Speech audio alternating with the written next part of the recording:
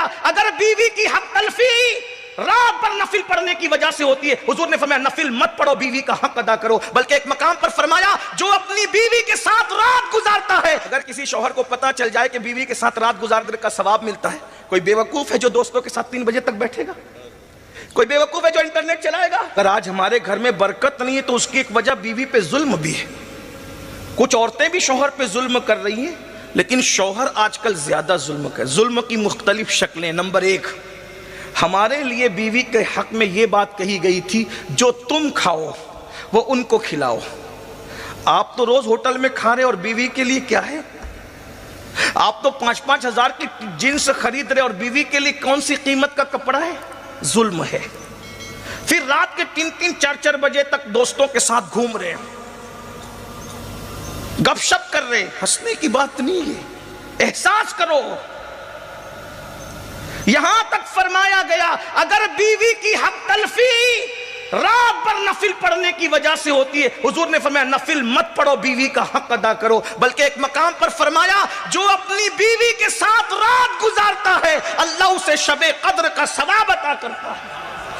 عبادت گاروں کی، عبادت کرنے والوں کی شب قدر تو سال میں 1 مرتبہ آتی ہے، لیکن مصطفیٰ جان رحمت کیسے کریم ہے جو بیوی کو محبت دینے کے لیے رات اس کے ساتھ گزارے، اس کی ہر رات کو شب قدر کی ثواب کا درجہ عطا کر دیا۔ وہ تو نہایت سستا سودا بیچ رہے ہیں جنت کا، ہم مفلس کیا مول چکائیں اپنا ہاتھ ہی کا۔ یہ بات کس نے کہی؟ حضور نے۔ آج سے پہلے معلوم تھی؟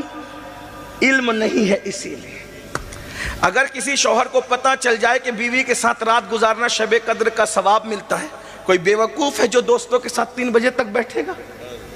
کوئی بے وقوف ہے جو انٹرنیٹ چلائے گا؟ یہاں مسکرانے والوں کی مسکراہٹوں کو سلام ہے۔ یہ بات میں اپنی طرف سے نہیں کہہ رہا ہوں، یہ بات میں اپنی طرف سے نہیں کہہ رہا ہوں، یہ بات ہمارے بزرگوں میں حضرت علامہ عثمان ابن حسن نے لکھی ہے۔ کیا بات ہے حضور کی، کیا بات ہے! فرمایا جو شب قدر کا ثواب پانا چاہے وہ رات اپنی بیوی، ایک خاتون تھی، ایک صحابیہ، وہ بیاہ دی، گھر نہ بگاڑو بچیوں کو شے مت دینا، گھر نہ بگاڑو بچیوں کو شے مت دینا۔ اور عورتوں کو چاہیے کہ وہ سسرال سے کے صبر کا ثواب عطا کیا جاتا ہے۔ کہاں آسیہ ہے، کہاں مریم ہے، اور کہاں تم جسے 5 کلمے بھی یاد پتا چل جائے کہ بیوی کے ساتھ رات گزارنا شب قدر کا ثواب ملتا ہے، کوئی بے وقوف ہے جو دوستوں کے ساتھ 3 بجے تک بیٹھے گا؟ کوئی بے وقوف ہے جو انٹرنیٹ چلائے گا؟ یہاں مسکرانے والوں کی مسکراہٹوں کو سلام ہے۔ یہ بات میں اپنی طرف سے نہیں کہہ رہا ہوں، یہ بات میں اپنی طرف سے نہیں کہہ رہا ہوں، یہ بات ہمارے بزرگوں میں حضرت علامہ عثمان ابن حسن نے لکھی ہے۔ کیا بات ہے حضور کی، کیا بات ہے! فرمایا جو شب قدر کا ثواب پانا چاہے وہ رات اپنی بیوی، ایک خاتون تھی، ایک صحابیہ، وہ بیاہ دی، گھر نہ بگاڑو بچیوں کو شے مت دینا، گھر نہ بگاڑو بچیوں کو شے مت دینا۔ اور عورتوں کو چاہیے کہ وہ سسرال سے کے صبر کا ثواب عطا کیا جاتا ہے۔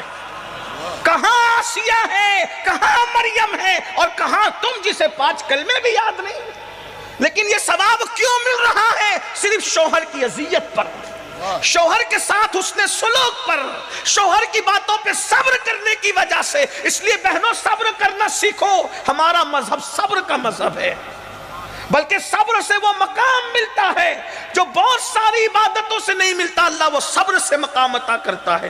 تو بہرحال انہوں نے کیا دیکھیے، شکایت بھی شکر کے لہجے میں کرنے کا انداز سیکھے۔ عرض کی یا رسول اللہ میرے ماں باپ آپ پہ قربان، میرا شوہر بہت نیک ہے، پوری رات مصلی پہ گزار دیتا ہے۔ ہمارے آپ جیسا کوئی زائر بین ہوتا تو کہتا واہ کیا بات ہے، لیکن حضور نے ناراض ہو کے فرمایا بلا اس کو۔ جب وہ شخص آئے تو کہا کیا تم مجھ سے زیادہ اللہ سے ڈرتے ہو؟ آقا فرمائے کیا تم مجھ سے زیادہ اللہ السلام علیکم ورحمۃ اللہ تعالی وبرکاتہ۔ میرے پیارے ناظرین، آپ سب سے پہلے سید صاحب کی زبانی آپ سب سے پہلے ویڈیو کو سماعت کیجئے، اس کے بعد ہم آپ کو ویڈیو کے آخر میں ہم آپ سے کچھ امپورٹنٹ اور ضروری بات کریں گے۔ اگر آپ ایک شادی شدہ ہے تو آپ کو یہ ویڈیو آپ کے لیے بہت ہی زیادہ ضروری ہے۔ آپ سب سے پہلے ویڈیو کو دیکھیے۔ ناجائز تعلقات کرتی ہوئی دیکھی جا رہی ہے، اس کی سب سے بڑی وجہ یہ ہے کہ شوہر بیوی کو نہ ٹائم دے پا رہا ہے نہ پیار دے پا رہا ہے۔ یہ بڑی وجہ ہے۔ پہلے لوگ غربت کی وجہ سے ایسا کرتے تھے اور اب لوگ خواہشات کی وجہ سے ایسا کرتے ہیں۔ سیریلوں کا دور ہے، فلموں کا دور ہے۔ اب حضور علیہ السلام کے بارے میں ہم نے جب سیرت پڑھی، بہت پڑھا لکھا تو نہیں ہوں لیکن جتنا سیرت پڑھی میں نے دیکھا، حضور علیہ السلام نے زندگی کا کوئی سفر بیویوں کے بغیر نہیں کیا، حتیٰ کہ جنگ کا سفر بھی کیا تو اپنی بیویوں کو ساتھ میں لے کے گیا۔ حضور کا کوئی سفر بیویوں کے بغیر نہیں ہے۔ امام احمد ابن حنبل رضی اللہ تعالیٰ کی بیوی رات میں انتقال کرتی ہے، دوسری رات آنے سے پہلے آپ دوسری بیوی سے نکاح کرتے اور فرماتے ہیں ایک رات بھی میں بیوی کے بغیر اس لیے نہیں رہ سکتا کہ کہیں شیطان اپنا کام نہ کر جائے۔ اور یہاں تو بیویوں کے بغیر پوری رات گزار رہے ہیں، بلکہ کہیں اور بھی گزار رہے ہیں۔ تو بات سمیٹتے ہوئے میں نے پہلے ہی کہا تھا سردی کا موسم میں خیال کروں گا، میں سمیٹ رہا ہوں بات کو۔ اگر بیوی ستائے، منہ چلائے، پہلی بات تو یاد رکھنا مجھے کسی کی بیوی ایسی نظر نہیں آتی جو منہ نہ چلائے۔ اگر کوئی کہے کہ میری بیوی نہیں چلاتی تو میں اس کی بات پہ یقین نہیں کر سکتا۔